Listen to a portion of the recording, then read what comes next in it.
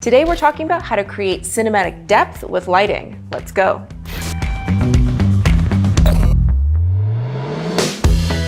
Today we have Alyssa Rooney joining me. Hey Alyssa. Hey, how's it going? Good, thank you for being here today. Tell the people a little bit about what you do, who you are.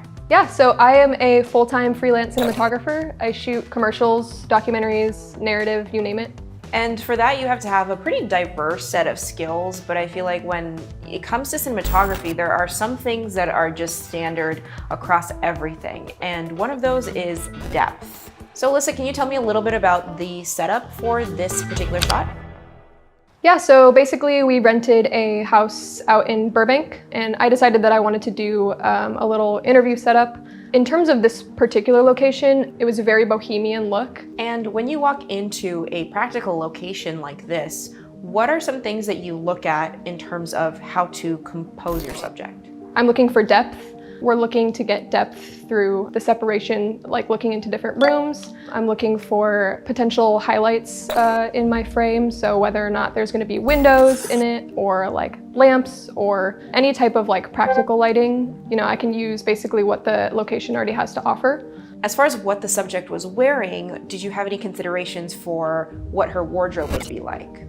Yeah, in terms of wardrobe, I definitely wanted the subject to be in a color that popped. You know, choosing something where the subject is really going to stand out, apart from maybe like the white walls and the wood tones. And also choosing something, you know, obviously that wasn't distracting pattern or anything, but was still textured and kind of allowed us to see some of the texture in the clothing and stuff. Yeah, I think that wardrobe is incredibly important and maybe overlooked. It's good to have your subject bring several options. Let's talk about the lighting. What is the first light that you set? Yeah, so the first light that we set when we got there was our key light. We used a Nova with a softbox on it and then went with a double diffusion by placing a 6x magic cloth in front of that. And we set it to 4300 just to get a nice even balance between obviously 56 and 32. And the Nova's already a pretty soft panel. What was the reason for shooting it through magic cloth? It's important to me to have a larger diffusion in front of my key, especially in interviews, just to get a nice soft light on the subject's face, and also just to get a nice wrap around the face with a little bit of fall off. Talking about the light wrap around the face, I see that you also included a floppy on the other side. Yeah, we used a floppy on the opposite side for negative fill, just to kind of create a little bit more of a moody image by kind of getting the floppy as close to the subject's face to try to help shape her face and really complement that nice soft key. And I also noticed that having that fall off on the face accentuates what's going on in the background because you want to have that full tonal range. When talking about tonal range, what do we mean?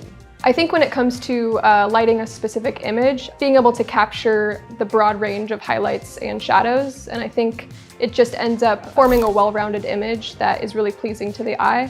We attempted to kind of create that full range by placing a few practicals in the frame to give us really nice highlights that draw the eye, and also not being afraid to let other areas go into shadow.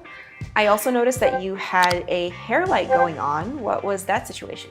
Yeah, so the hair light was a 300X with a light dome on it.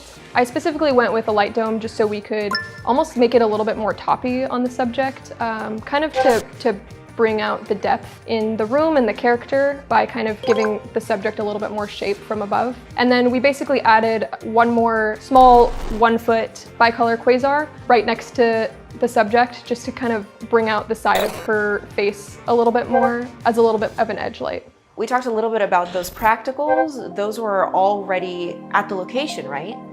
Yeah, the practicals were in the location. The one on the very right of the frame was hanging from the ceiling and was kind of one of the reasons I actually chose this composition, just because I felt like it was incandescent, it was already gorgeous. But I did decide to go kind of like look around the house and see what other practicals were available and basically place them in areas that I thought would really balance out the frame. That back room was a little bit dark, so you added a light into it, correct? Yeah, so we ended up placing a 300D in the back room, bounced off the ceiling at 5600, basically just to bring up the ambience in the back and also to add to the color contrast of the room. I felt like the overall image was really warm with obviously what the subject was wearing, the wood tones in the room. So I definitely wanted to include a cooler light in the background just to be able to add to that separation. We did include a little bit of an accent light on the piano. I brought in a 1-foot quasar and just put it on 32 just to bring out the shadows of the piano just ever so slightly, very subtle. Let's look at all of that put together.